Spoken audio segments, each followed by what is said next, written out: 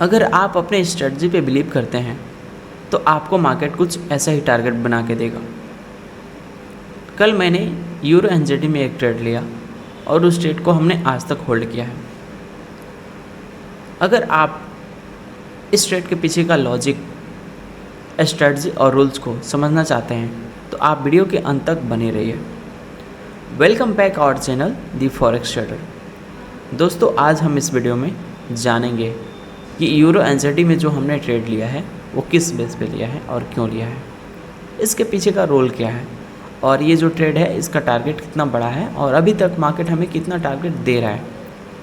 और जो लोग भी फॉरेक्स में ट्रेड करना चाहते हैं और उनके पास अकाउंट नहीं है तो मैं डिस्क्रिप्शन में लिंक दे दूंगा एक्सनेस का, आप वहां से जाके अकाउंट ओपन कर सकते हैं और ट्रेड कर सकते हैं। अगर आप हमारे लिंक के द्वारा अकाउंट ओपन करते हैं तो आपको एक ग्रुप मिल जाएगा जहाँ पे मैं अपने सारे ट्रेड्स को और लेवल्स को ग्रुप में पोस्ट करते रहता हूँ, जिससे आपको बेनिफिट मिलेगा। तो चलिए स्टार्ट करते हैं कि इस ट्रेड को लेने के पीछे का रीज़न क्या है और हमने ये क्यों लिया है। सबसे पहले आपको एक बात का ध्यान रखना पड़ेगा।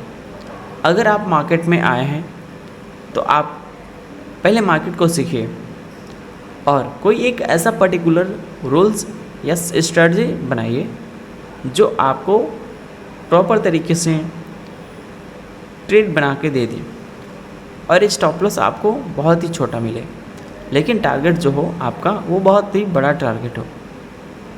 तो इस सेटअप के अनुसार, इस स्ट्रेटजी के अनुसार आपका अकाउंट बहुत ही जल्दी ग्रो हो जाएगा। आप अगर अलग अलग 10 चीज़ों को यूज करते हैं तो आपका कभी भी अकाउंट ग्रो नहीं हो पाएगा। 10 दिन कुछ और यूज किए आप, उस पर आपका कुछ प्रॉफिट हुआ, कुछ लॉस हुआ, अगेन आप नेक्स्ट दूसरा यूज़ कर रहे हैं, तो ऐसा चलता रहेगा और आपका अकाउंट ग्रो नहीं होगा। तो इसलिए मैं कह रहा हूँ आपसे कि कोई एक स्ट्रेटजी बनाइए जो आपको ट्रेड करने में इजी लगता हो और आपका ट्रेड आसानी से उस स्ट्रेटजी के द्वारा मिल जाता हो। तो देखिए, यूरो एनजेडी में जो हमने ट्रेड प्लान किया वो कल हमने किया था और अभी भी जो ये ट्रेड है हमारा कंटिन्यू रन है। इस ट्रेड के पीछे का रीज़न क्या है कि आज तक मैंने इस ट्रेड को होल्ड किया है। ऐसा क्यों मैंने किया है, तो चलिए आपको ट्रेड के पीछे का लॉजिक मैं आपको समझाता हूँ। आप यहाँ पे देखेंगे कि मार्केट जो है एक सेलिंग मोमेंट यहाँ पे दिखा रहा था, ठीक है। मार्केट ने यहाँ पे एक आईडीएम क्रिएट किया, आपको दिखाई दे रहा होगा कि ये आईडीएम हमने मार्क किया है। अब आपको ये कन्फ्यूज़न हो रहा होगा कि आखिर में ये आईडीएम है क्या, यह मार्केट पे काम कैसे करता है। तो ये जानने के लिए आपको थोड़ा सा वेट करना पड़ेगा, क्योंकि आगे आने वाले टाइम्स में मैं एक सीरीज़ लाऊंगा जहाँ पे आपको मैं पूरा ये समझाऊंगा। एसएमसी का पार्ट है आईडीएम और एसएमसी का पूरा एक मैं सीरीज़ आपके लिए बनाऊंगा, जो आप देखेंगे तो आपको प्रॉपर तरीके से समझ में आ जाएगा। अभी फ़िलहाल में आप आईडीएम को समझिए। आईडीएम का मतलब होता है इंड्यूसमेंट। तो यहाँ पे मार्केट एक आईडीएम क्रिएट किया और जब मार्केट आईडीएम क्रिएट किया तो यहाँ पे हमारे पास बन जाता है बॉस एरिया। यानी ये अब जो पॉइंट है ये हमारा ब्रेक ऑफ स्ट्रक्चर है।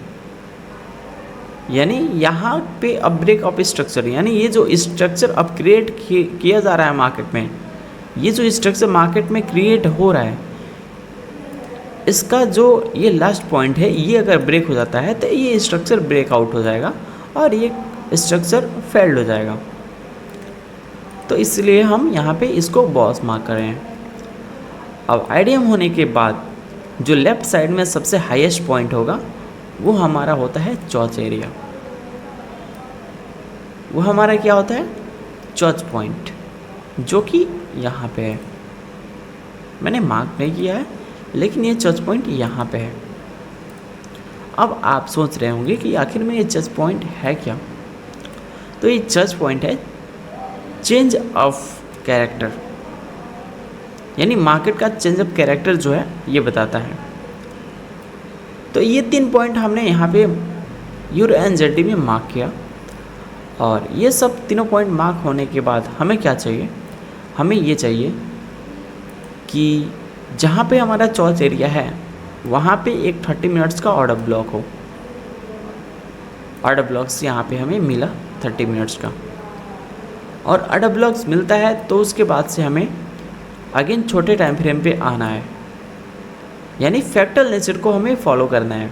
बड़े टाइम फ्रेम के अंदर जो चीज़ हो रहा है वही सेम चीज़ हमें छोटे टाइम फ्रेम के अंदर भी देखना है कि क्या हो रहा है मार्केट में।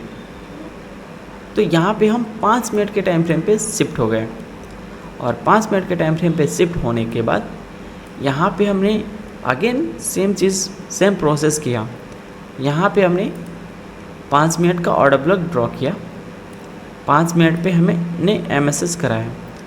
आपको मैं यहाँ पे प्रॉपर तरीके से समझाता हूँ। यहाँ पे 5 मिनट का ऑर्डर ब्लॉक जैसे ही बना उसके बाद हमने वेट किया कि 5 मिनट पे हमें MSS मिल जाए। MSS का मतलब होता है मार्केट स्ट्रक्चर शिफ्टिंग। तो यहाँ पे MSS मिल गया, यहाँ पे ऑर्डर ब्लॉक भी मिल गया। अब वेट करना है MSS के बाद मार्केट आके इस ऑर्डर ब्लॉक एरिया को टैप करे। मैंने प्रॉपर इसी चीज़ को वेट किया, और यहाँ पे हमने देखा कि मार्केट आके हमारे 5 मिनट के ऑर्डर ब्लॉक को टैप कर लिया है। अब टैप कर लिया है ऑर्डर ब्लॉक, तो हमें अगेन सेम प्रोसेस 1 मिनट पे भी करनी है। अगेन यहाँ पे मार्केट में 1 मिनट पे MSS हुआ है, यानी मार्केट स्ट्रक्चर शिफ्टिंग यहाँ पे हुआ है। होने के बाद हमारे पास यहाँ पे 2 ऑर्डर ब्लॉक्स निकल के आते हैं, एक MSS होने के बाद फर्स्ट वाला और एक लास्ट वाला। तो यहाँ पे आप देखेंगे कि MSS होने के बाद यहाँ पे मार्केट टच किया है इसको, और टच करने के बाद मार्केट कंटिन्यू सेलिंग में चला गया है, यानी ये ट्रेड हमसे मिस हो गया। लेकिन अभी भी ऊपर वाला ऑर्डर ब्लॉक पेंडिंग है, तो हो सकता है मार्केट नीचे आया है और ऊपर जाके लास्ट वाले ऑर्डर ब्लॉक को टैप कर सकता है। तो हमने प्रॉपर तरीके से इसका वेट किया, और आप देखेंगे यहाँ पे कि मार्केट ऊपर आके इस लास्ट वाले ऑर्डर ब्लॉक को टैप किया है। 1 मिनट का जो ये लास्ट वाला ऑर्डर ब्लॉक एरिया है यहाँ पे, इसको मार्केट ने यहाँ पे टैप किया, और जैसे ही 1 मिनट पे लास्ट वाला ऑर्डर ब्लॉक टैप किया मार्केट ने, हमने यहाँ पे सेल साइड का ट्रेड प्लान किया।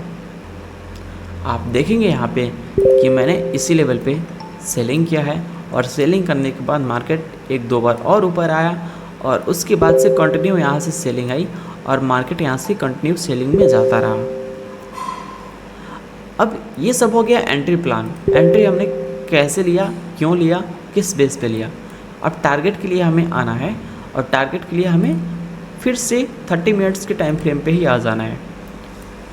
30 मिनट्स के टाइम फ्रेम पे आ जाने के बाद हमें क्या प्रोसेस करना है, हमें ये देखना है कि जो हमने IDM मार्क किया है, और IDM के बाद जो यहाँ पे ब्रेकअप स्ट्रक्चर यहाँ पे हमने बनाया है, उसी के आसपास तक का हमारा टारगेट होने वाला है।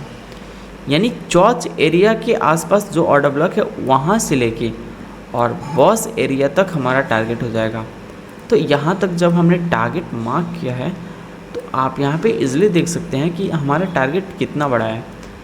1:56 का हमारा टारगेट है, यहाँ पे आपको दिखाई दे रहा होगा, यानी 1:56, और यहाँ पे 1:14 का टारगेट ऑलरेडी हमें मिल चुका है, और हमने यहाँ पे हाफ क्वांटिटी को मार्केट से निकाल दिया है $50 के प्रॉफिट पे, और हमारा यहाँ पे अगेन जो 50% क्वांटिटी बचा हुआ है उसको हमने मार्केट में फ्री छोड़ दिया है इस बड़े वाले टारगेट को अचीव करने के लिए।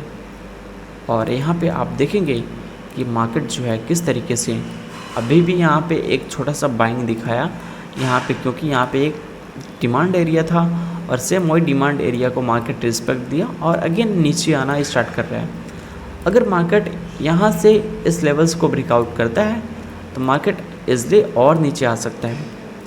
तो ये था हमारा कल का ट्रेड जो कि आज भी चल रहा है। अब एसएमसी का नाम आपने सुना ही होगा। हमने इस ट्रेड को लेने के लिए ओनली एसएमसी का ही यूज किया है। आप एसएमसी नाम सुन के ये सोच रहे होंगे कि ये कोई बहुत ही बड़ा कॉम्प्लिकेटेड चीज़ होगा और बहुत ही एडवांस होगा, हमें समझ में नहीं आएगा। लेकिन बहुत ही ईजी है एसएमसी। एसएमसी का मतलब भी आपको पता होगा, यानी कि स्मार्ट मनी कंसेप्ट। अगर आप एसएमसी को सीखना चाहते हैं और समझना चाहते हैं तो आप चैनल को सब्सक्राइब ज़रूर करिएगा। तो आप मेरे चैनल को सब्सक्राइब ज़रूर कर लीजिएगा, क्योंकि 1000 सब्सक्राइबर कंप्लीट होने के बाद मैं एक सीरीज़ लाऊंगा जिसमें प्रॉपर तरीके से एसएमसी का हर एक टॉपिक को हम कवर करेंगे। तो आप यहाँ पे देख रहे होंगे अभी भी हमारा टारगेट कितना बड़ा है, और यहाँ पे 1:14 के आसपास का टारगेट हमें मिल रहा है। आप देख रहे होंगे यूट्यूब पे बहुत सारे ट्रेडर्स हैं जो 1:2 1:3 तक का ही टारगेट लेते हैं, लेकिन मैंने यहाँ पे 1:56 का टारगेट सेट किया है, और जिसमें ऑलरेडी हमें 1:14 मिल रहा है।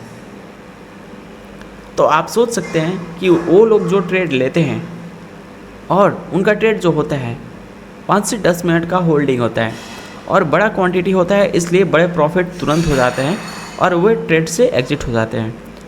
आप सोच के देखिए एक बार, अगर मैं यही चीज़ मैं उतना बड़ा क्वांटिटी लूँ तो यहाँ पे मेरा एसएल भी छोटा हो जाएगा उनके अकॉर्डिंग, उनका जो एसएल है उनसे छोटा हो जाएगा, और टारगेट अगर मैं पूरा अचीव करूँ उनके टारगेट से बहुत ही ज़्यादा होगा। यानी अगर वो 4x लेते हैं तो हमारा ऑलरेडी यहाँ पे 14x मिल रहा है, और अभी 56 तक का हमें टारगेट अचीव करना बाकी है। तो उनके और मेरे में आप फ़र्क समझ सकते हैं आसान तरीके से।